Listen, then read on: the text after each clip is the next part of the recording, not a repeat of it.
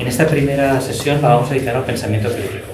Antes siempre estamos hablando de perspectivas críticas, análisis crítico. Bueno, queríamos en esta mesa contextualizar de qué estamos hablando cuando hablamos de pensamiento crítico aplicado al turismo y cómo hacerlo con algunas de las personas que han estado pensando desde el turismo, pero también desde fuera del turismo, cómo se relacionarnos con este conjunto de actividades desde una mirada crítica. Para eso hoy tenemos a 4 personas. Como ayer Nuria Lavao nos acompañaba online, hoy nos acompaña Diana Ojeda desde Colombia. Diana es una reconocida investigadora en temas de ecología política, vinculada al turismo, vinculada al análisis feminista y los análisis turísticos, y es profesora de la Universidad de la Universidad de los Andes. Luego, Diana, me corriges, ¿eh? Y bueno, tenemos a Diana, tenemos a Sergio Ayanes, que es investigador en turismo, ha publicado en Albasud un libro que ha funcionado súper bien, que ha tenido una difusión muy amplia, con entrevistas a personas que han pensado sobre el turismo desde distintos ámbitos del pensamiento y desde distintos enfoques, y es consultor también en turismo. Margalida Ramis, que es miembro del GOB Mallorca, que es una de las entidades ecologistas de referencia en el Estado español y que ha estado trabajando últimamente con nosotros también en el análisis desde el ecofeminismo sobre la cuestión del turismo. Y aquí a mi derecha tenemos a Ivan Murray, que es profesor en la Universidad de las Islas Baleares, del Departamento de Geografía, que lleva muchos años colaborando también con Albasud, igual que Margalida, que Sergi y que Diana, y que ha trabajado durante muchos años en cuestiones que tenían que ver con los procesos de financiación, la estructura de los capitales, cómo estaban funcionando la dinámica más empresarial y los flujos de capital en el análisis del turismo, al mismo tiempo que cuestiones que tenían que ver con la huella ecológica y con los impactos que generaba en términos metabólicos esta actividad vinculada al turismo. Entonces, la sesión de hoy la vamos a estructurar en 2 rondas de preguntas. Una primera general para las 4 personas que nos acompañan y después una específica para cada una de ellas sobre un autor o una autora o unos autores o unos autores sobre los que han estado trabajando. Entonces, lo primero que para abrir la discusión os quería preguntar era sobre cómo veis la evolución que ha tenido el pensamiento crítico en relación al turismo y cómo os posicionáis en relación a esta evolución. Entonces, la idea es que aquí tuviéramos 5 minutos por respuesta y que trabajaríamos con el siguiente orden. Iván, Sergio, Margalida y después Diana. 5 minutos? Vinga, vámonos. Bon dia a tothom i gràcies per la invitació i enhorabona per aquests 15 anys. Me passaré en el castellorquín perquè la Diana allà i no entiendes catalán, así que Diana, pasamos al castellano. Bueno, en relación a la evolución del pensamiento crítico en turismo, podríamos decir que ha habido digamos, un reflujo, un resurgir del pensamiento crítico en los últimos años, precisamente a raíz del estallido de la burbuja inmobiliaria y la reactivación global de la turistificación, sobre todo a raíz del conflicto urbano en torno a lo turístico. Esto creo que hay que reconocerlo, que ha dado pie a que se activaran, que digamos, de manera importante, en cierta manera, toda una serie de elementos de análisis que además rompían con una tradición que se había impuesto, tenía mayor predominio en los años anteriores, que también se llamaban estudios turísticos críticos, pero que tenían un componente, podríamos decir, bastante postestructuralista, se centraba más en elementos más de tipo que, digamos, relacionados con la diferencia, etcétera, etcétera, sin entrar a discutir las bases estructurales sobre las cuales se aterrizaba la producción turística y todo ese sistema de explotación que bueno, hemos ido analizando desde perspectivas, podríamos decir, más materialistas, si le queremos decir así. Y yo creo que eso hay que celebrarlo, pero también hay que decir que ha ido ocultando esa misma eclosión de lo urbano en torno a lo turístico toda una serie digamos, de propuestas analíticas y disputas, sobre todo en torno a lo turístico, que se llevaba en los márgenes de lo urbano, es decir, en las periferias del placer global y también en los espacios rurales que seguían y han seguido en buena medida ninguneados por los procesos que digamos, o por los análisis turísticos críticos, que yo creo que hay una sobrerepresentación de lo urbano en torno a lo turístico. Por otro lado, también desde mi punto de vista, respecto a las aportaciones de los años 70 y las aportaciones de hoy en día, pues hay un cambio también de tesitura bastante importante, que es que frente a unas posturas intelectuales que tenían en el horizonte la transformación social, es decir, una clara vocación política, hoy en día lo que tenemos es fundamentalmente una clara vocación académica, siendo parte también del problema, y por tanto yo creo que allí sí que hay algo para pensarlo seriamente, hasta qué punto tiene potencial para la transformación social todo lo que se lleva a cabo desde los estudios turísticos críticos hoy en día. Me he chafado lo que yo quería decir, porque no, yo también creo que hay como algo, cogiendo lo que tú comentabas, ¿no?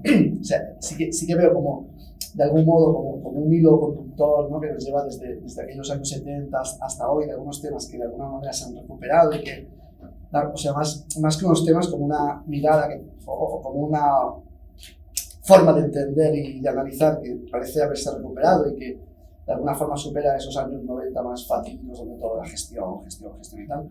Pero sí que es verdad que, como ya comentaba, también, más allá de la recuperación de algunos temas o de algunas perspectivas, también lo que veo es un poco como un agotamiento total en términos de imaginación, ¿no? Es como que, de alguna manera, es como que esa crítica, o sea, no es una responsabilidad única, digamos, del sujeto del pensamiento crítico, ¿no? También tiene que ver con dónde está ubicado, ¿no? En una burocratización total de la universidad, de los estudios académicos, que lo único que haces básicamente es rellenar informe, corregir exámenes y poca cosa más, que de algún modo, paradójicamente, ha hecho que el pensamiento crítico haya encontrado como un lugar bastante cómodo ahí, ¿no? Es como, vale, tengo que ser crítico para seguir progresando académicamente y poder tener otros quinquenios y otros, etcétera, perfecto, ¿no? Pues seamos críticos, ¿no? Total. Es decir, creo como que la academia, ¿no? Neoliberal, o sea, es como que ha abrazado el pensamiento crítico y ha dicho, bueno, pues venga, pues no hay ningún problema, un pensamiento más, ¿no? Y creo que eso ha desencadenado en algo que sí que debe ser preocupante, que es que todo eso se ha hecho a cambio de no tener ningún tipo de efecto a nivel de acción política y social, ¿no? Es decir, no genera ningún cambio, es una posición de comodidad total, que lo único que veo, pues lo único está muy al servicio, como comentabas, de la carrera individual de cada uno, y ya está, ¿no? Pero también veo, por ejemplo, que desde lo que podríamos llamar, por decirlo de alguna forma, movimientos sociales, al menos en la última década, veo también como una capacidad no solo de plantear una crítica en la calle, por decirlo así, sino también de generar un conocimiento propio, ¿no? Una crítica propia. La incógnita es en qué momento está eso ahora, ¿no? Es decir, hasta qué punto ese movimiento que durante unos años estuvo como muy emergente, me queda la duda de saber dónde está ahora, qué capacidad tiene, también qué nivel de agotamiento tiene, etcétera, etcétera. Y principalmente eso, yo creo que la idea principal es como hay pensamiento crítico interesante, pero en paralelo y de la mano a ese pensamiento crítico interesante hay una falta de imaginación total, ¿no? Es como hay una pérdida de capacidad de dar cuenta, ¿no? Más allá de la crítica a todo aquello, a los impactos del turismo, es una incapacidad total de dar cuenta de otras posibilidades, ¿no? De qué puede ser el turismo más allá de lo que es hoy. Ya está. Gracias, Sergio. Bueno, pues cojo el relevo situando en que yo no vengo del ámbito académico y por tanto lo planteo desde el punto de vista de los movimientos sociales en el que estamos y concretamente el ecologismo, que es donde estoy trabajando yo desde hace ya unos cuantos años.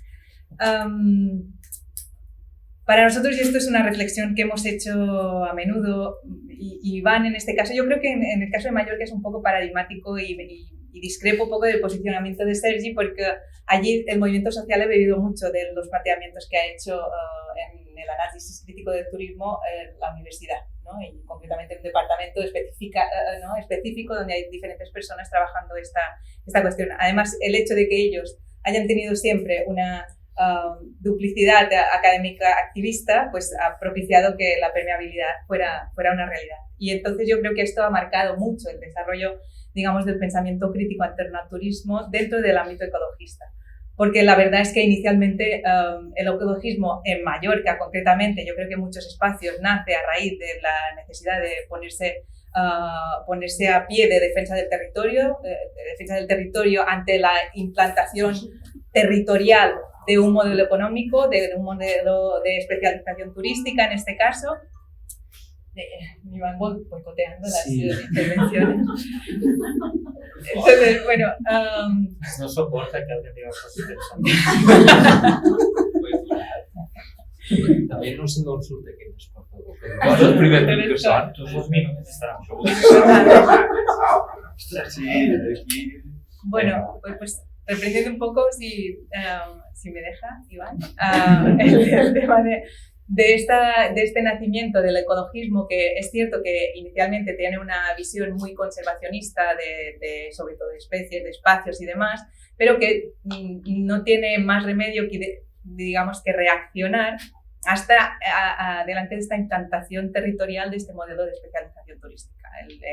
La industria turística coloniza diferentes espacios, territorios y sociedades, y yo creo que el paradigma del análisis del pensamiento crítico desde el punto de vista turístico de una sociedad, cuando reacciona ante sus determinados o sus diferentes expresiones de violencias estructurales, es esas frases de al principio vivimos del turismo, luego es mal vivimos del turismo y al final acabamos todos diciendo el turismo viva a costa de nosotros, ¿no? Y esto es un proceso de reflexión que ha sido una realidad en el ámbito de las sociedades turistizadas y que efectivamente incide en el ámbito del ecologismo, inicialmente quizá desde un posicionamiento de los ecologismos toponímicos, de salvemos este espacio, salvemos este otro, delante de proyectos urbanísticos o proyectos de desarrollo turístico y de implantación territorial de esta economía turística, delante de las infraestructuras que necesitan estas economías especializadas, que son infraestructuras que evidentemente normalmente sobrepasan las necesidades propias de una cotidianidad en los territorios turistizados y que evidentemente enfrentan a una sociedad que cuestiona la necesidad o no de implementarlas y cuestiona los impactos que pueden tener. Pero a partir de aquí yo creo que sí que en los últimos 10 años ha habido un punto de inflexión.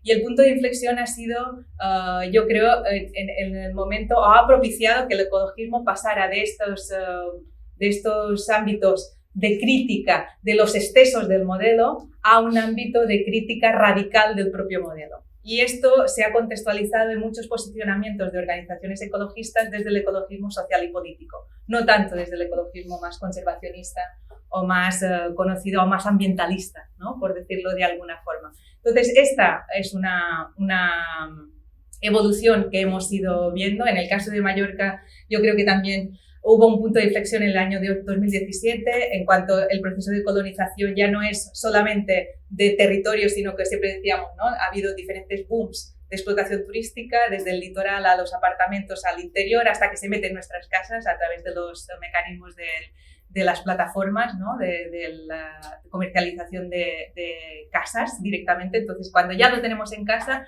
y entra en conflicto con aspectos súper esenciales de la cotidianidad, los argumentos ecologistas se suman a otros argumentos de reivindicación social que dan un mayor peso a este análisis crítico, que es desde entonces cuando se extiende a una sociedad que no se atrevía a cuestionar aquello de vivimos del turismo y por tanto aquí mutis callando con las consecuencias que eso lleva. El hecho de que... Tengo 2 minutos, Iván. El hecho de que se transversalizara la mirada ha hecho que el ámbito de la crítica al modelo económico de especialización turística haya trascendido a una sociedad que ya en términos generales cuestiona, aunque con conflictos y tensiones, cuestiona ya el proceso turístico. Gracias. Diana, bueno, gracias por acompañarnos desde Colombia y nada, te escuchamos. Gracias a ustedes por la invitación, a Carla, a Ernest por organizar todo esto, por invitarme y bueno, también a ustedes tres por los comentarios. Bueno, yo estoy de acuerdo con lo que ya han planteado y para mí pues ha sido también muy interesante ver cómo rápidamente pues ha ido creciendo este campo de los estudios críticos sobre el turismo, sobre todo desde la disciplina en la que yo trabajo, que es la geografía, que parecería como perfecta para estudiar estas relaciones entre ambiente y sociedad. Sí había mucha reticencia, ¿no? Como esta idea de que el turismo era un tema light, ¿no? Que fue parte, digamos, de las discusiones con mi comité doctoral, por ejemplo. Y como muy afianzado este sentido común de que el turismo es una industria sin chimeneas, de que el turismo se puede hacer para las comunidades, para favorecer a las comunidades. Y siento que eso, bueno, les estoy hablando hace 15, 20 años, pero eso ha cambiado muy rápidamente. Siento que sí se han abierto unos espacios muy importantes y claro, estoy pensando desde la Academia Latinoamericana también, pues donde yo estoy en Colombia, que al principio había un absoluto rechazo a las miradas críticas al turismo. Al principio digo, como les decía, principios de los 2000 y siento que eso sí ha ido cambiando y creo que ese punto de inflexión que mencionabas lo veo también muy claramente, ¿no? Como también un paso, no solo podemos hacer el turismo bien, a una crítica más radical del turismo, sino también un paso de esta idea de no en mi barrio, no en mi ciudad, a una crítica más amplia de, bueno, cuáles son los efectos del turismo, si lo pensamos en términos más amplios y más complejos. Para mí ha sido muy importante como hacer esa conexión entre turismo y acaparamiento, entre turismo y despojo, y siento que en eso también hay como un momento bien interesante en términos de defensa territorial y ambiental en América Latina, y como que se han abierto espacios para hacerle frente a proyectos turísticos y para abrir como estas posibilidades de un rechazo al turismo, que no necesariamente las comunidades digamos, estaban en una posición en la que pudieran hacerlo. No creo que todas lo estén, ¿no? Sobre todo porque el turismo sigue siendo pues este proyecto impuesto por el Estado, por el mercado, por las ONGs, por la cooperación, y ver cómo eso se ha ido transformando y cómo la defensa territorial empieza también a señalar proyectos turísticos, creo que bueno, que ha sido un cambio ahí bien interesante. Yo también creo que quisiera más estudios críticos sobre el turismo, en particular con estas preguntas sobre cómo el turismo funciona como un dispositivo, digamos, de dominación colonial y sobre eso podemos hablar ahorita más adelante, pero esa relación entre la matriz de dominación colonial y el turismo que creo que podríamos explorar mucho más, que va muy ligada también, por supuesto, a la mirada masculina. Entonces yo creo que ahí, digamos, desde estudios como la ecología política feminista, como que podríamos hacer mucho más. Y el otro campo que me ha interesado y que creo que sigue siendo un campo también muy fructífero de crítica es la relación entre turismo y militarización, como turismo y militarización van de la mano en muchos contextos y bueno, el contexto colombiano se imaginarán que es uno de ellos, pero también otros trabajos en Sri Lanka, en Palestina, que nos permiten entender mucho más eso de la geopolítica del turismo, que creo que ahí también hay temas muy interesantes. Pero creo que para mí, pues desde mi experiencia personal y desde como leo la Academia Latinoamericana, creo que se han abierto espacios muy importantes de crítica turística y crítica turística, creo que me lo acabo de inventar, pero de crítica como de los estudios críticos del turismo. Siento que ha crecido, que aunque hay unos puntos muy importantes para seguir trabajando, creo que estamos en un momento en que ya no es tan claro ese sentido común de que el turismo es bueno. Creo que ya hay críticas importantes sobre la idea de generación de empleo, sobre la idea de turismo para la conservación, sobre la idea de un turismo a favor de los pobres, pues de las personas empobrecidas. Y creo que que todo eso ha sido muy importante en las últimas 2 décadas. Gracias, Diana. Mirad, en Alba Sud, además de trabajar cuestiones concretas que tenían que ver con el trabajo, con la dinámica de los conflictos socioecológicos, con los análisis de género, paralelamente veníamos trabajando en los últimos años cuestiones que tenían que ver con la reflexión sobre qué estaba ocurriendo en torno al turismo, tratar de elevar la discusión a un análisis más desde el pensamiento. En este proceso, Sergi Llanes, antes os comentaba, el año 2021 publicó un libro en Alba Sud que se llamaba La cuestión turística, 13 entrevistas a personas que habían analizado el turismo desde distintos enfoques. Y cuando terminó el libro, lo presentamos, lo discutimos, compartíamos una cierta preocupación, luego que hablábamos con Iván y con Clement, sobre a veces la falta de fuerza que tenían algunos análisis que hacíamos también desde el turismo. Y como decía Sergi, a veces parecía también como muy endogámico, es decir, que nos citábamos y autocitábamos las gentes que trabajábamos en análisis crítico del turismo. Entonces vimos la necesidad de empezar a incorporar investigadoras e investigadores que habían trabajado desde otros campos de análisis, de otras preocupaciones, y cómo traerlos al campo del turismo, cómo llevarlos al análisis turístico. Y este año, 2023, vamos a publicar, espero que a finales de año, con Icaria, un libro que se va a llamar El malestar en la turistificación, en el cual lo que hemos traído son 20 y tantas personas que están trabajando desde campos muy distintos, que nunca han pensado en el turismo o nunca han publicado sobre eso, y lo que hemos pedido a distintas personas que viéramos cómo los llevábamos al análisis turístico.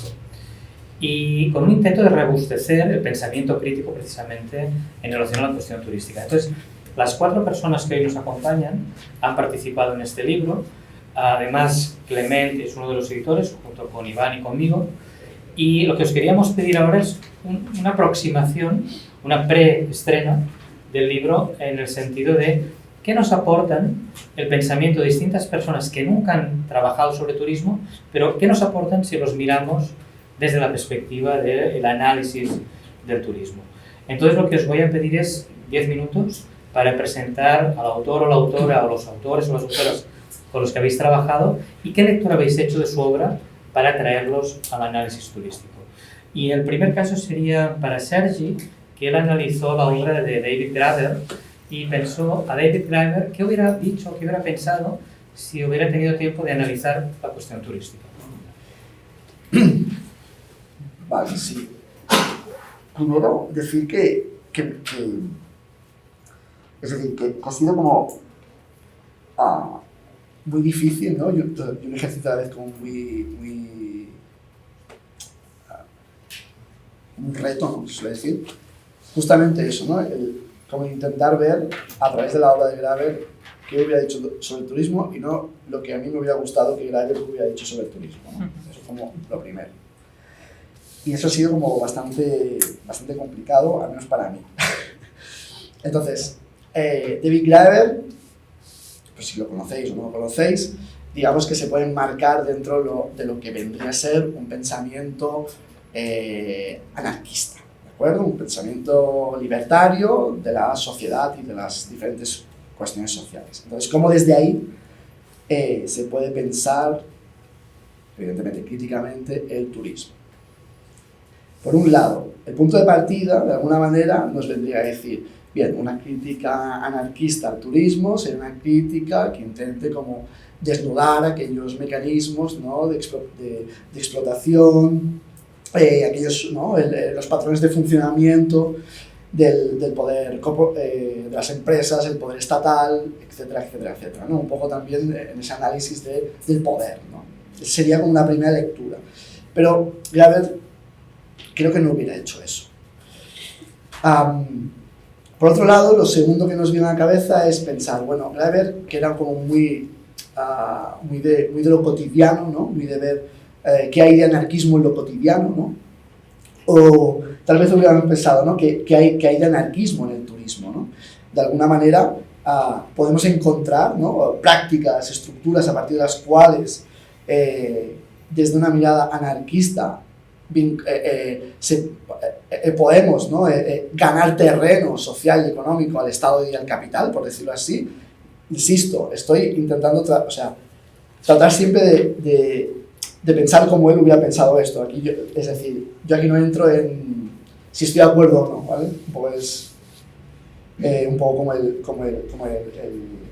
ejercicio, ¿no? Entonces, de otra manera, eso, ¿no? Hubiéramos visto, bueno, pues entonces pensaríamos, bueno, sí, pues claro, dentro del turismo llamado alternativo encontramos una serie de prácticas que sí, de alguna manera están vinculadas a fundamentos tradicionalmente vinculados con el anarquismo, ¿no? Desde el cooperativismo, la organización horizontal, ¿no? Espacios autónomos de turismo no supeditados al mercado, etcétera, etcétera, ¿no? Hay mucho dentro de las lógicas que fundamentan el turismo, permitidme que lo diga así, el turismo alternativo, o el turismo comunitario, o el turismo preocupado por la sostenibilidad medioambiental. Estoy un poco brocha gorda, hay argumentos, ¿no?, que podríamos encontrar en el pensamiento de Lisa Reclus, de Murray Bookchin, etcétera, etcétera. Por lo tanto, se encontrarían cosas por ahí, ¿no? Luego está todo el tema de la recuperación de hoteles, ¿no? La recuperación de instalaciones y de servicios turísticos, ¿no? Que, por ejemplo, en países latinoamericanos hemos visto varios ejemplos, en el caso de Argentina, por ejemplo, ¿no? Cómo desde la organización, ¿no?, sindical de los trabajadores, de las trabajadoras, puedes como recuperar y apropiarte, ¿no?, y cambiar como la lógica económica de esos recursos turísticos, ¿no?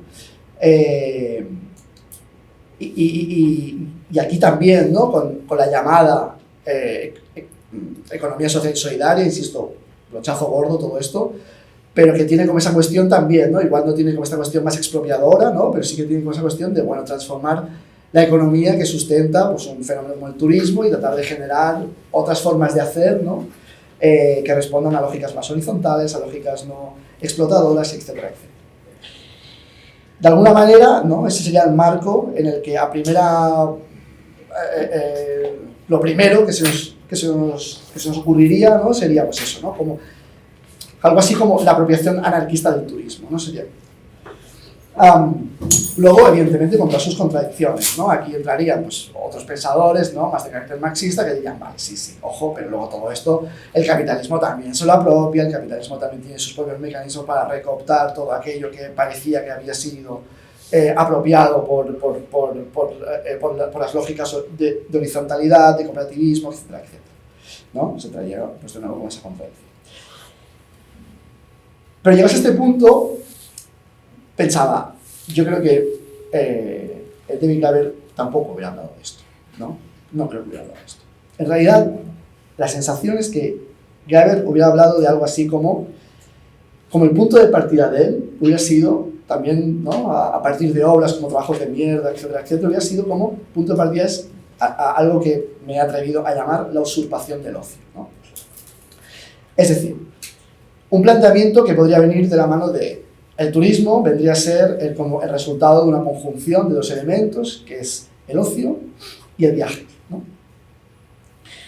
Entonces, ¿de qué manera podemos pensar un ocio más allá del turismo? Esto vendría a significar o vendría a fundamentarse en lo siguiente. Para Graeber, esa usurpación del tiempo libre originaria, por decirlo de alguna forma, que tiene como consecuencia inmediata algo que luego explico, que es este consumo compensatorio, lo que viene a decir, o lo que viene a fundamentar desde un principio es lo siguiente. El punto de partida vendría a ser algo así, y permitidme que lea 3 líneas, que son palabras de Graeber, ¿no?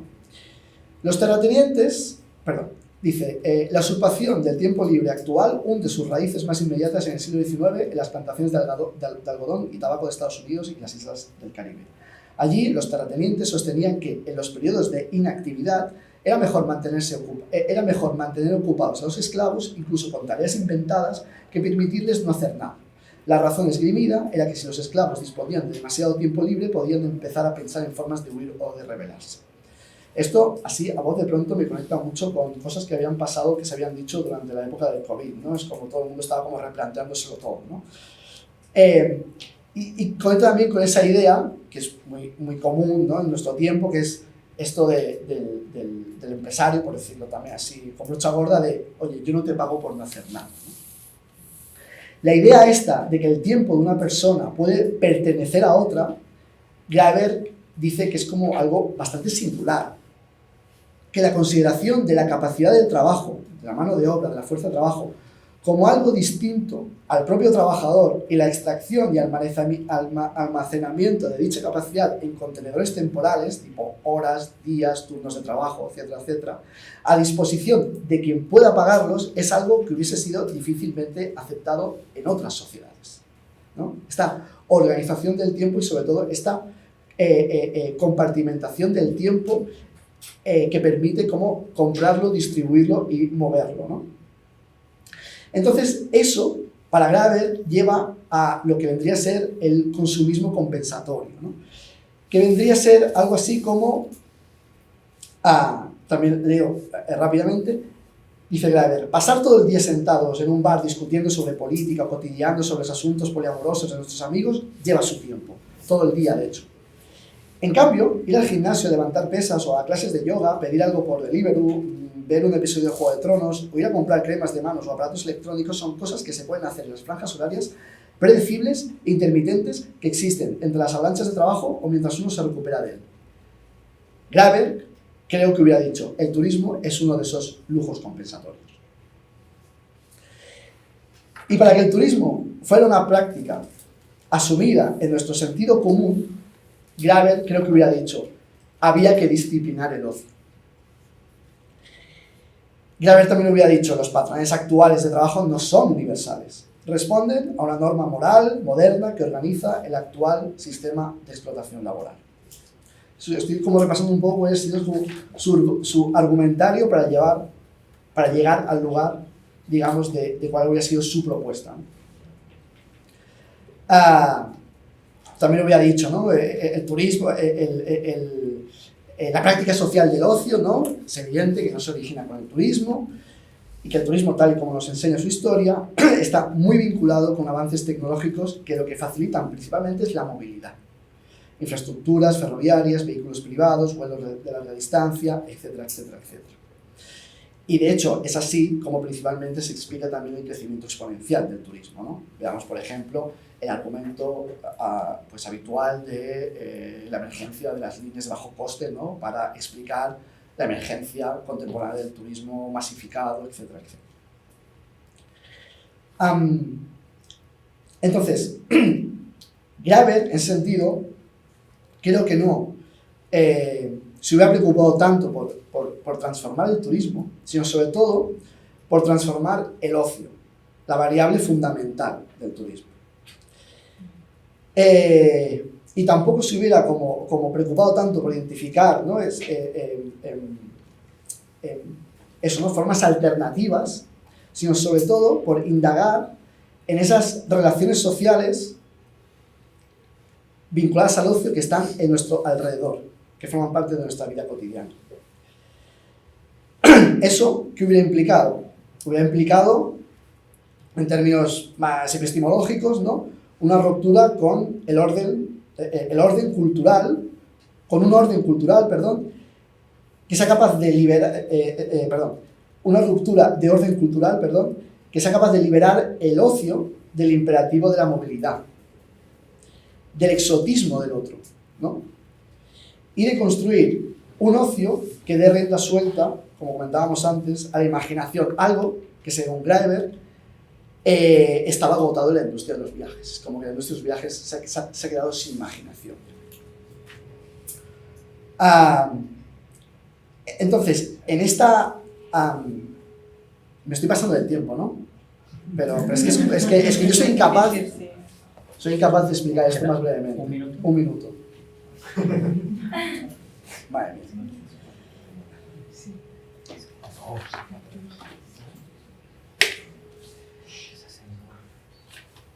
Voy a gastar 20. Están charlando. Vale.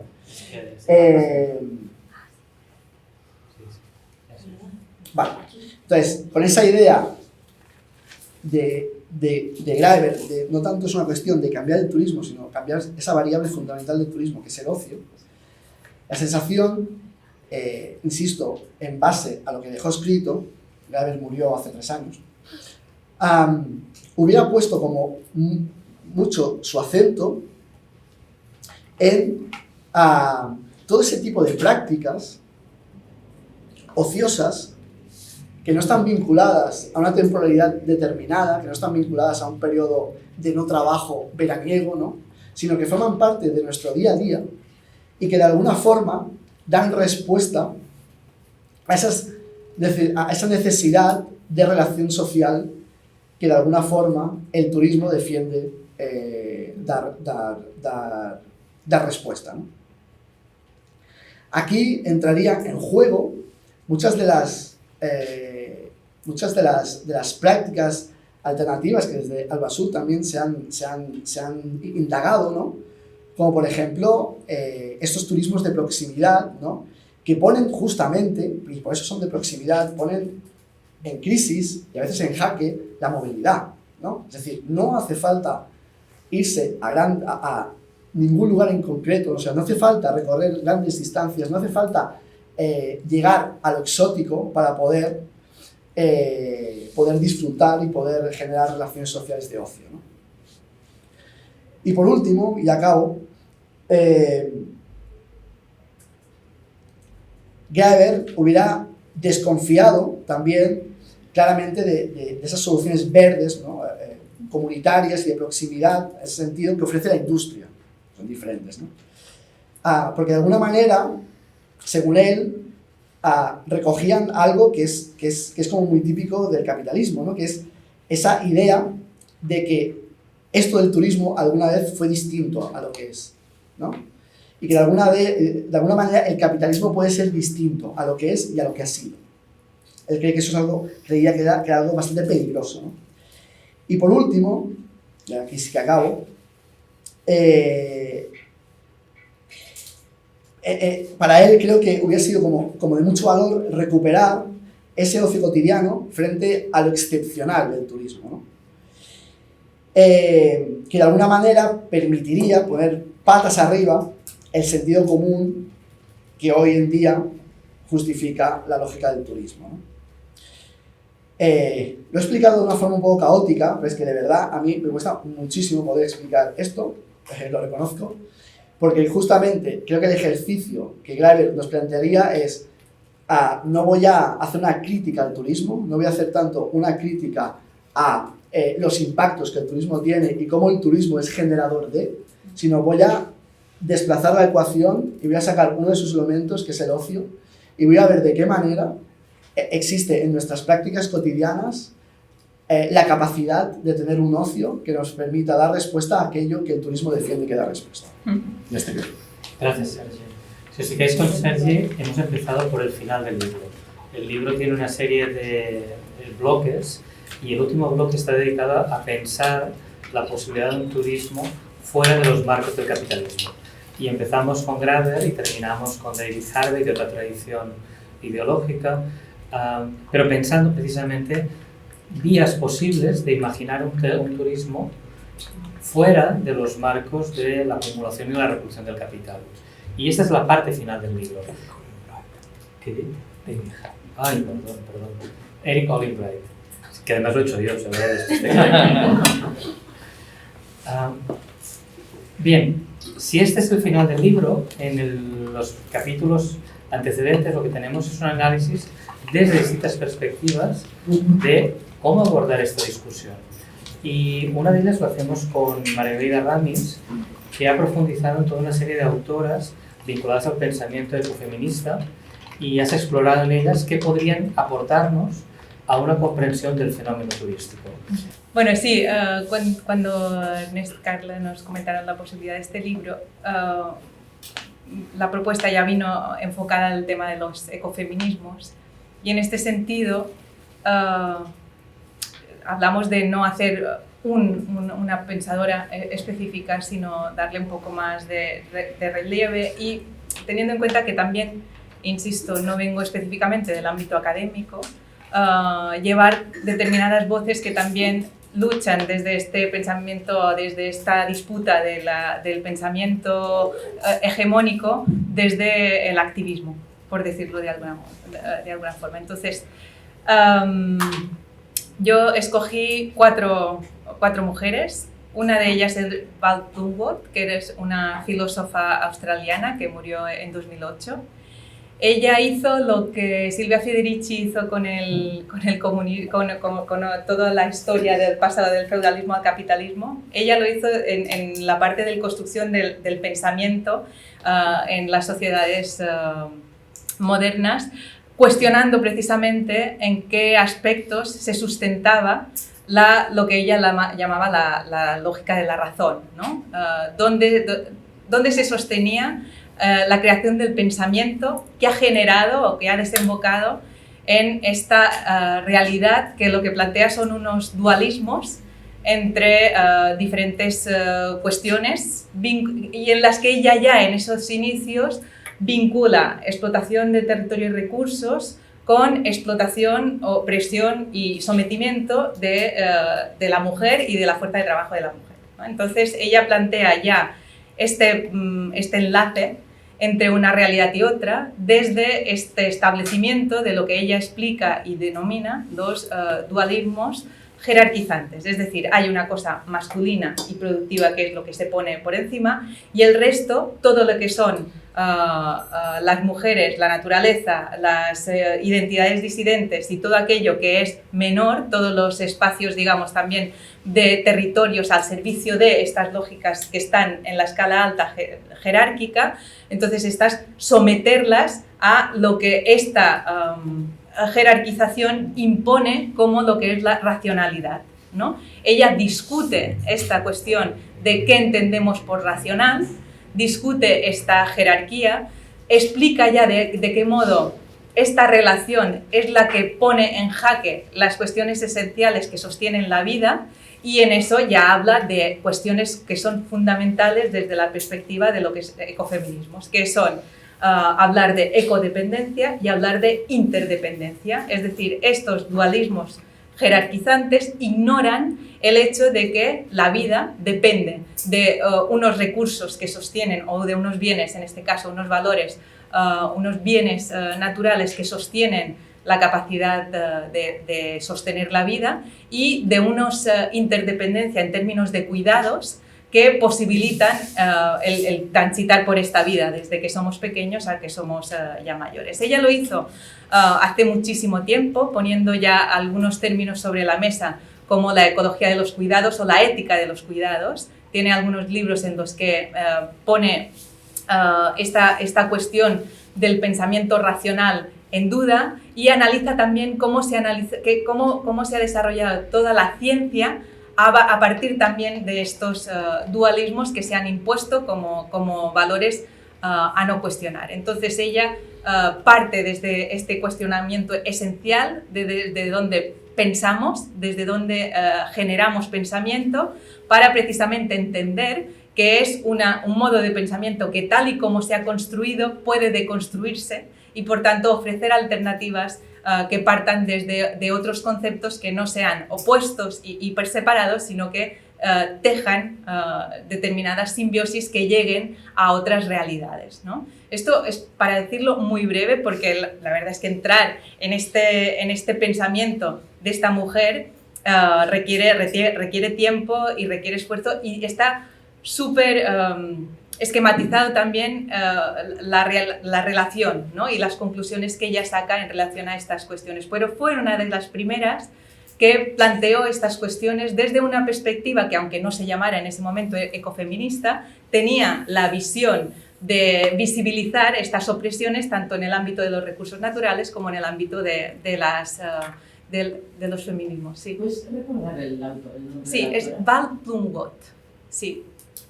Y claro, ella nos lleva a ver cómo este pensamiento que se ha implantado, es una forma de pensar que ya ha colonizado nuestras mentes y demás, ella nos lleva, ella planteó el inicio de cuestiones que luego diferentes autoras o diferentes activistas han recogido en sus espacios de disputa de estos esenciales. Al final el ecofeminismo es un cuestionamiento del todo. El ecofeminismo, desde el punto de vista político, parte del cuestionar el modelo capitalista que reconoce que es patriarcal, que es injusto, que es racista y que es ecocida. Entonces, a partir de esta definición, todas estas mujeres actúan desde diferentes paradigmas. Yo no he hecho tanto el cómo ellas hablarían en relación al turismo, sino más bien llevarnos las ideas para dotarnos de argumentos, digamos, en este análisis crítico. En este sentido, en el espacio de activistas, enlazamos con Vandana Shiva y con Aura Lodita Chávez. Vandana Shiva supongo que muchos de vosotros la conocéis, es una reconocida física y activista india que ha trabajado mucho en lucha sobre, o ha puesto mucho en cuestión todo el tema de los monocultivos y toda la industria, digamos, de las semillas que ha usurpado conocimientos y saberes vinculados a los territorios en la India. Y en este sentido, evidentemente, los paralelismos vienen precisamente de cuestionar todas las desventajas y toda la falta de soberanía, digamos, y de autonomía que se imponen a partir de unos monocultivos derivados de un proceso de intensificación de producción que no atienden a equilibrios ecológicos y que se imponen a determinadas culturas, en este caso en estos espacios, precisamente para usurpar y colonizar sus territorios a partir de las lógicas del pensamiento del norte global, ¿no? En este sentido, el monocultivo turístico, que es una expresión que utilizamos muchísimo cuando hablamos críticamente del sector turístico, hablamos del monocultivo intensivo turístico, ¿no? Que se implanta en esta sensación en esta visión de especialización turística de los territorios, y ella, digamos que donde pone el eje precisamente son en la vinculación de los feminismos comunitarios, ¿no? De estos feminismos que trabajan desde la comunidad, desde la base, para generar las autonomías suficientes para la vida, digamos desde unas visiones que no son dominantes, sino que son cooperativas. Y aquí enlaza un poco con el pensamiento de Val Plummer. En este sentido, también a mí me gusta mucho Aura Lodita Chávez, es una mujer activista también de Guatemala, indígena. Ella la hemos conocido, ha estado en diversas ocasiones por aquí, básicamente en un programa de defensoras de mujeres defensoras de defensoras que las sacan del país cuando están en procesos de amenaza directamente contra sus vidas. Ella estuvo en el País Vasco durante un tiempo y ha visitado en determinadas ocasiones Mallorca. Ella y su visión, a mí lo que me surge como más estimulante es que nosotros muchas veces tendemos a estos pensamientos muy eurocéntricos, ¿no? Y muy centrados desde nuestra realidad y desde nuestro espacio situado, ¿no? Desde nuestro conocimiento situado, que esto también enlaza con Haraway al final, que es la última de las mujeres que pongo sobre la mesa. La ventaja de estas visiones o de estas cosmovisiones es que ellas viven unas realidades atacadas directamente de una forma muy violenta por lo que es el capitalismo de nuestras sociedades del norte, muchas veces también en forma de turismo. Al final acaban en la conclusión, ¿no?, de que el turismo es una expresión más de este capitalismo, con esta visión patriarcal, con esta visión de colonización de territorios, con estas lógicas globales que permiten que gentes diversas puedan transportarse de manera alegre en esta cuestión del ocio, escapando de sus propias realidades, pero que no se sostienen si no hay otros flujos globales de estas cadenas de cuidados, por ejemplo, que en estas sociedades turistizadas son las que sostienen la cotidianidad de los cuidados, ¿no? Entonces, enlaza estas cuestiones, pone en duda y pone en cuestión lo que se entiende por deseo, ¿no? Cómo se construye el deseo, desde dónde se construye el deseo de viajar, la necesidad que sentimos de conocer otros espacios, este deseo que es un deseo totalmente ajeno a las implicaciones que tiene, y por qué se construyen estos deseos desde unas lógicas hegemónicas cuando ellas, desde otras cosmovisiones, evidentemente mucho más enraizadas en el concepto que desde los ecofeminismos comunitarios llaman el territorio cuerpo. Ellas tienen una identificación de cuerpo-territorio como si fuera lo mismo, es decir, su conexión desde el punto de vista de las dinámicas y de bueno, del territorio cuerpo como espacio vivido y como espacio desde donde vives, y las agresiones que se suceden tanto en el territorio físico como en el territorio cuerpo, ¿no? Ellas enlazan también esto en el cuestionamiento del modelo, que entiende que necesita estas agresiones para sostenerse, y desde aquí, evidentemente, su frase era, y lo recuerdo mucho, era: no os preocupéis por nosotros, vosotros ya tenéis vuestra realidad y vosotros estáis en una condición mucho peor que nosotras para enfrentar esta realidad, porque vosotros estáis dentro y no tenéis marco mental para salir fuera. Nosotros venimos desde otra cosmovisión, tenemos la injerencia violenta de vuestra cultura, ¿no? de vuestro marco mental y cultural, económico y político, que es el capitalismo, pero nosotras construimos nuestra cotidianidad, nuestra vida, desde otro marco mental que está fuera de esto. Por tanto, aquí nosotros tenemos nuestro espacio de resistencia. Y aquí está todo el enlace con los feminismos comunitarios y con estas sociedades que construyen unos espacios de resistencia, pero que su cotidianidad no depende de esta realidad de la que nosotros somos parte y de la que queremos salir con dificultades, ¿no? O ponemos en cuestión. Y finalmente, enlazando un poco con todas ellas, y digamos, el concepto colonización, y supongo que luego Diana también lo retomará, el concepto colonización de las mentes, de las realidades, de las necesidades, de los deseos, ¿no? Todo esto se pone siempre en duda desde estas visiones críticas, y Donna Haraway acaba haciendo en su último libro, que se llama Seguir con el problema. Sí, seguir con el problema de vivir en esta tierra cada vez más devastada, ¿no?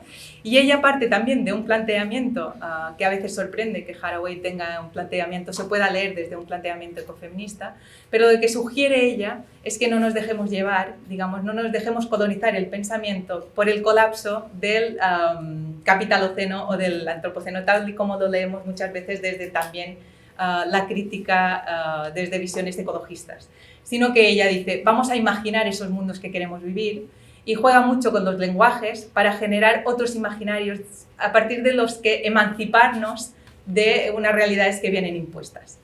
Todo esto, cuando lo llevamos al ámbito turístico, nos lleva a los planteamientos del turismo postcapitalista o sociedades postturísticas, en donde no demos por hecho que nosotros somos un desecho de este modo de funcionar y de organizar las sociedades, sino que somos capaces de generar un compost, ¿no? A través del cual responsabilizarnos de los futuros que queremos generar. Esto a grandes trechos, ya he hablado un poco de turismo, pero al final es el cuestionamiento del turismo como una expresión más del modelo hegemónico capitalista en estas sociedades del norte global, con sus impactos territoriales concretos en cuerpos y en espacios más distantes. Gracias, Margalida. Y enlazando con el capítulo de Margalida, tenemos a Diana, que ha escrito sobre las pensadoras descoloniales y en concreto sobre Silvia Rivera Cusicanqui. Diana, ¿nos cuentas algo de tu capítulo?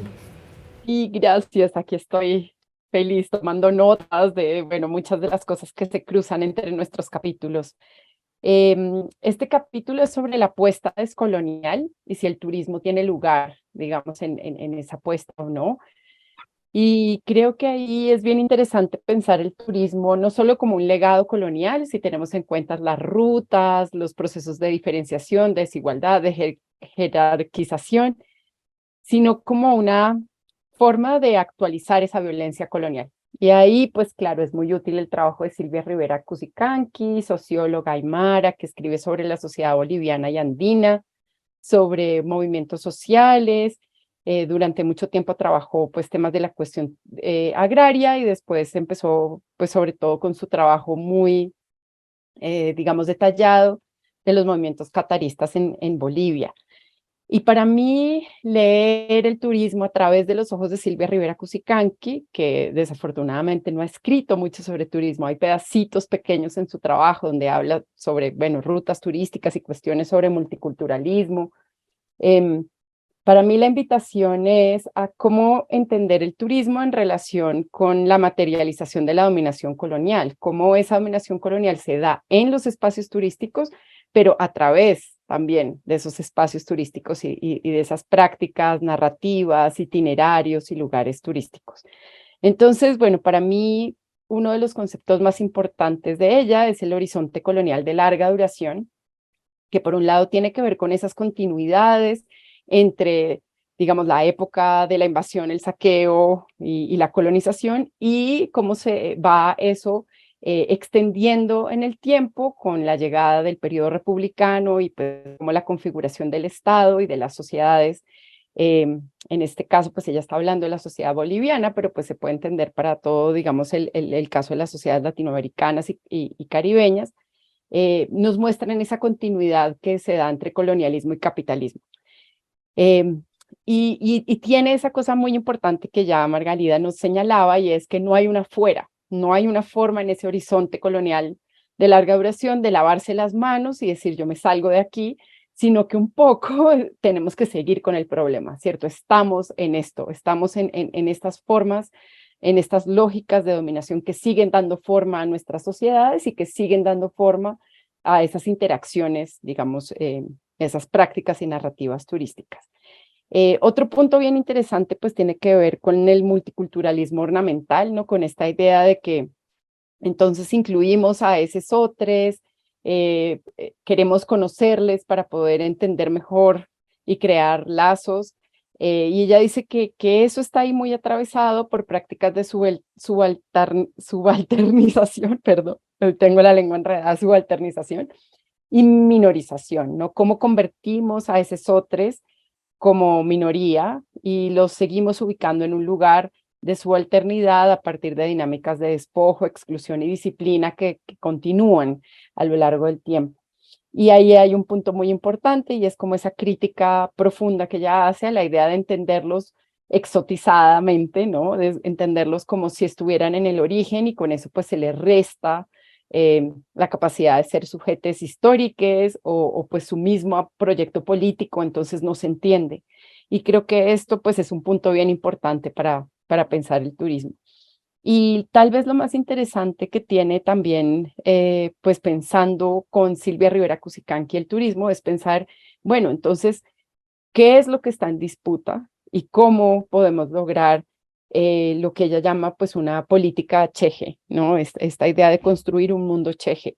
Eh, lo cheje como esta forma de convivir entre diferentes, manteniendo la radicalidad de la diferencia, ¿no? Como en esta diferencia no se subsume une al otro, sino que se abren posibilidades de renovar el mundo, ¿no?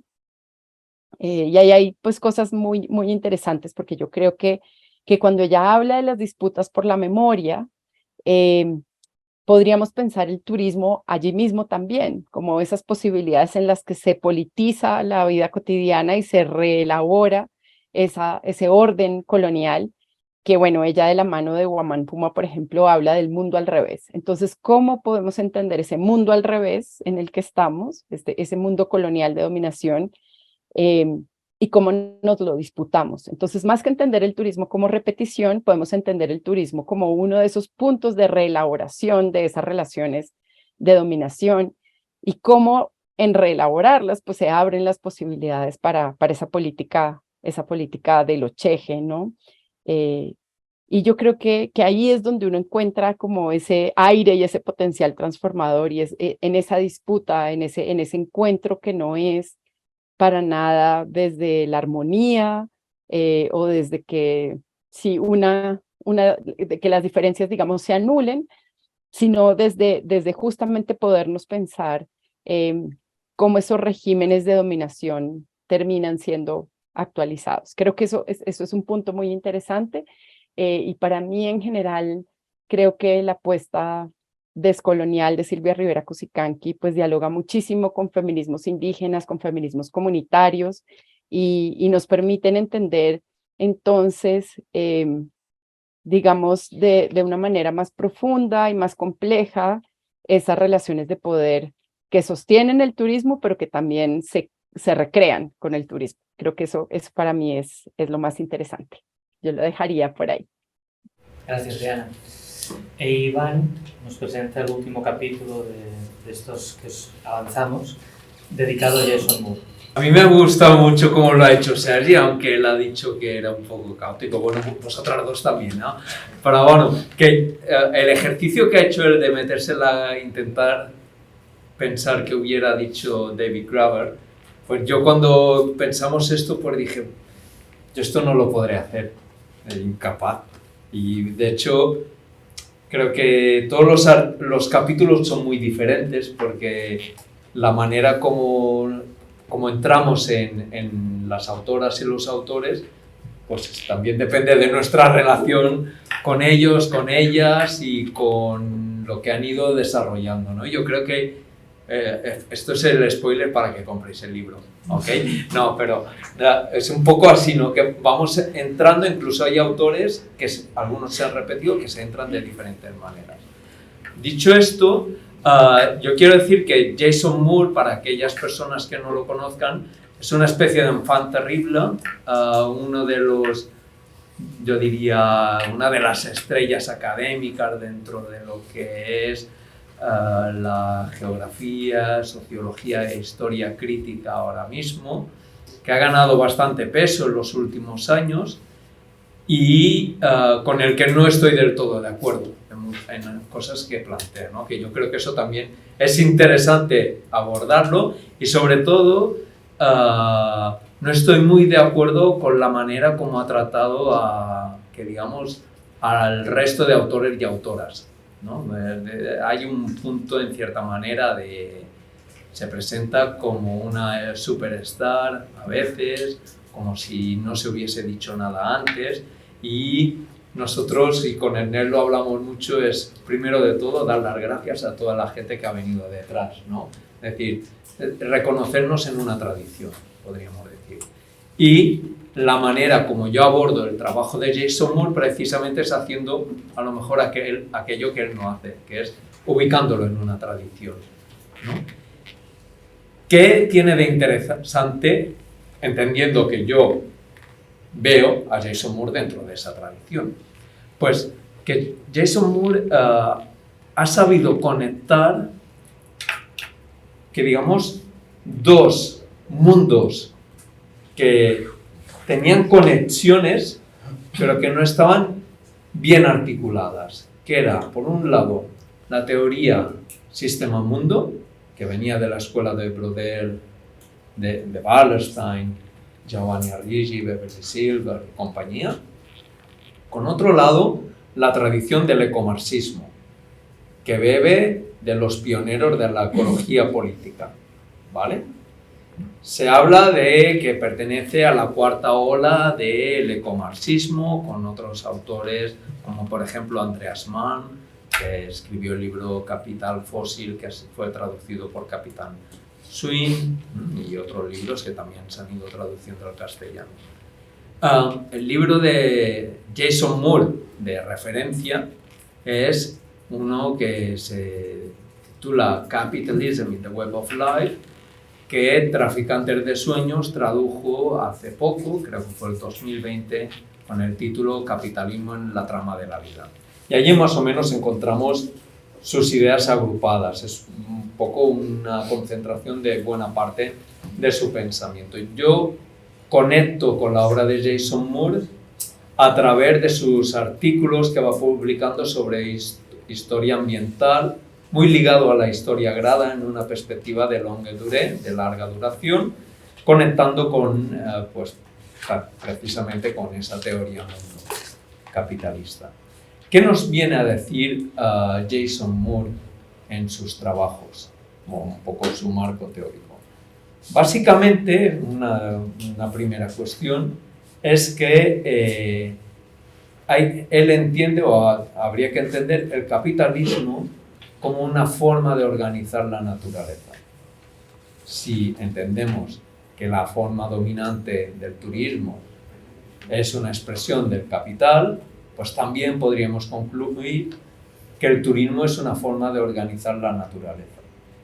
También señala que frente a muchos trabajos relacionados con lo que él llama la teoría verde o el pensamiento verde, que se centra mucho en cómo el capital o el capitalismo destruye las condiciones materiales para que se lleve la vida, es decir, cómo va impactando sobre la naturaleza.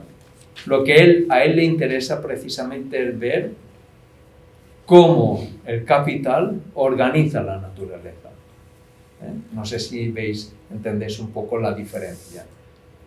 ¿Qué papel juega el capital en la transformación de la naturaleza y cómo la naturaleza incide en las lógicas del capital, ¿no? Por eso él interpreta o habla de una doble internalidad, que es el capital en la naturaleza en el capital.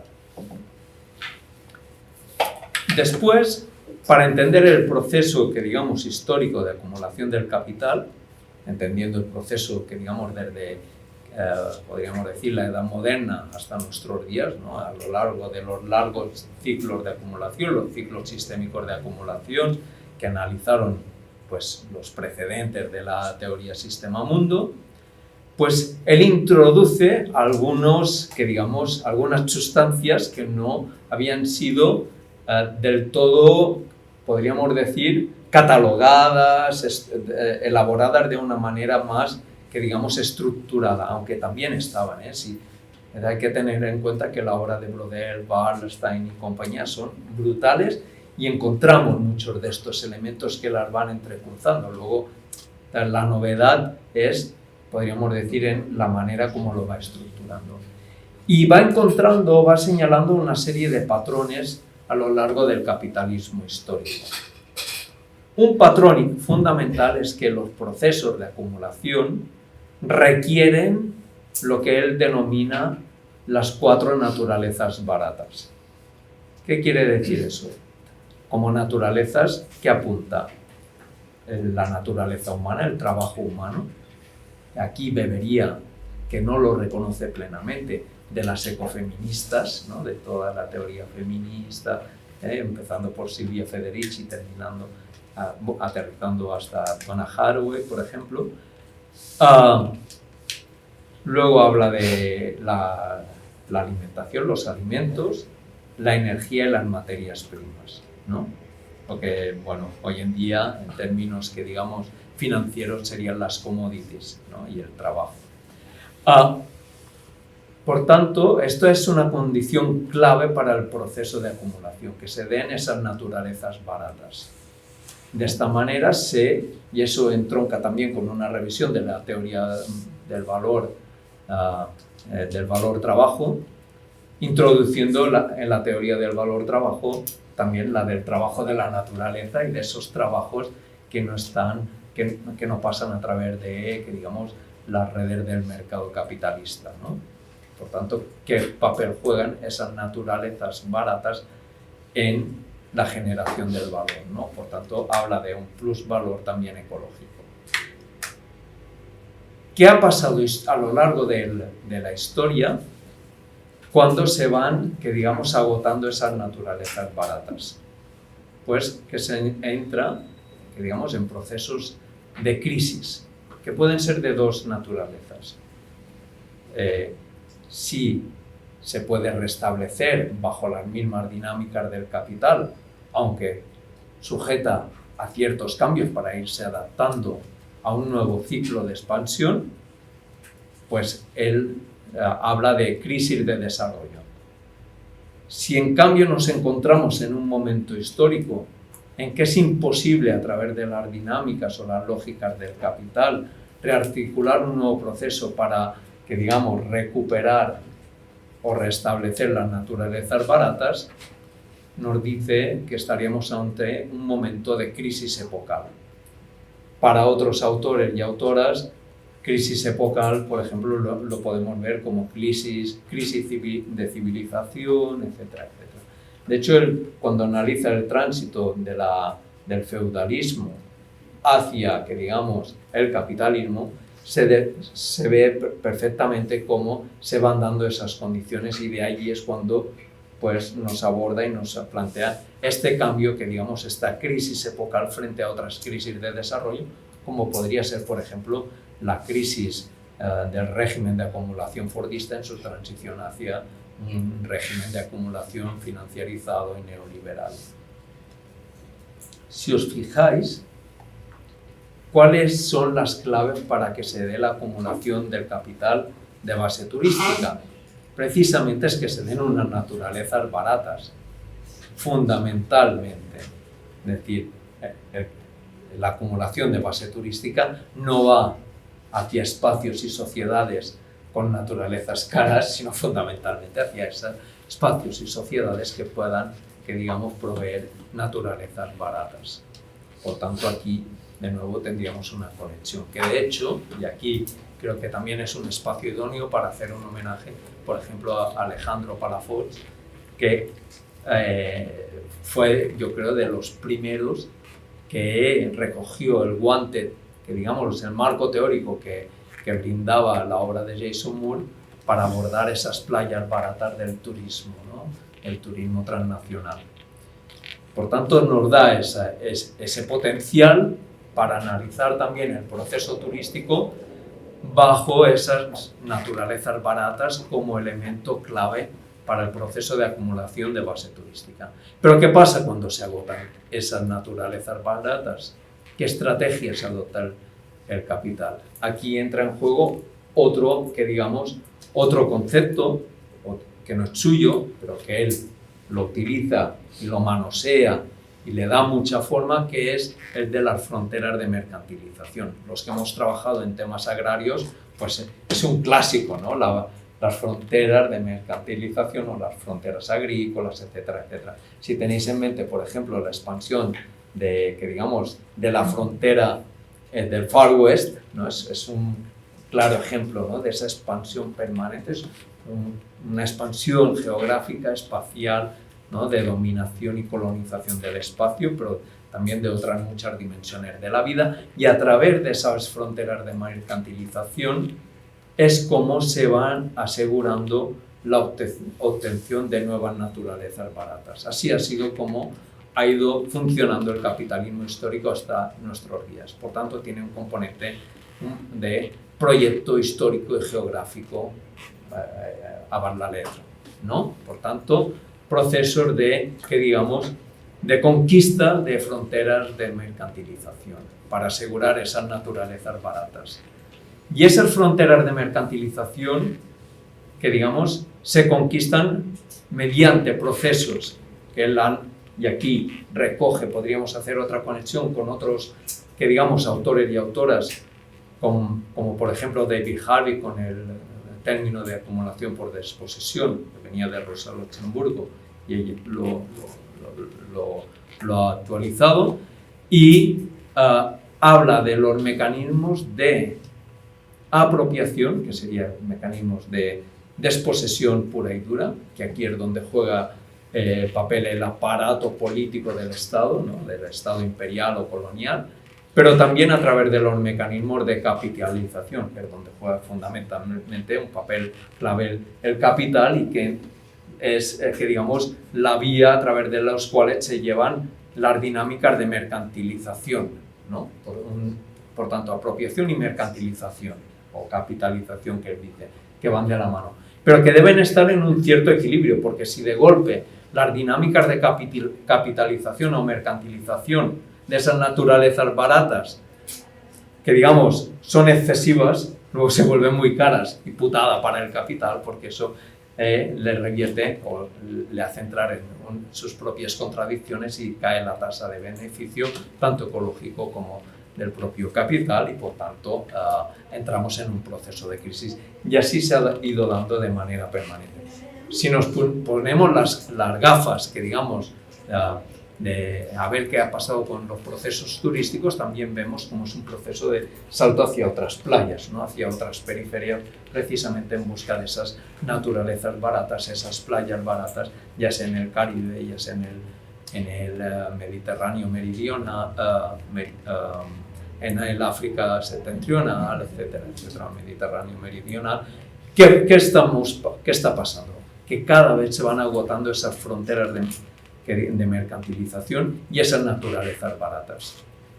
Y aquí es donde nos situamos hoy en día, ante lo que él denomina las puertas de una nueva crisis epocal, precisamente por el agotamiento tanto de las fronteras de mercantilización como de las naturalezas baratas. Aquí, por tanto, lo que tenemos ante esta situación es un aumento de la violencia del capital y del aparato del Estado capitalista, y sacó un artículo con un título provocador, pero yo creo que recoge bastante, de manera bastante clara cuál es su idea, y es cuando, más o menos en la traducción al castellano, cuando dejé de preocuparme por el cambio climático y empecé a divertirme con la crisis del capital. Bueno, ¿qué quiere decir con esta provocación? Pues que es una crisis del capital, no es una crisis de la naturaleza o las naturalezas. Por tanto, si queremos revertir la situación, precisamente hay que luchar contra el capital y sus formas de dominación, y no tanto pues para ganar una centésimas de mejoras verdes o pactos verdes o historias de estas. Gracias, Iván. Creo que tenemos 4 pinceladas del propósito de este libro, que básicamente está en función de cómo construimos una tradición de pensamiento crítico en torno al turismo. Inicialmente lo habíamos hecho a partir de autores y autores que venían trabajando directamente en el análisis del turismo.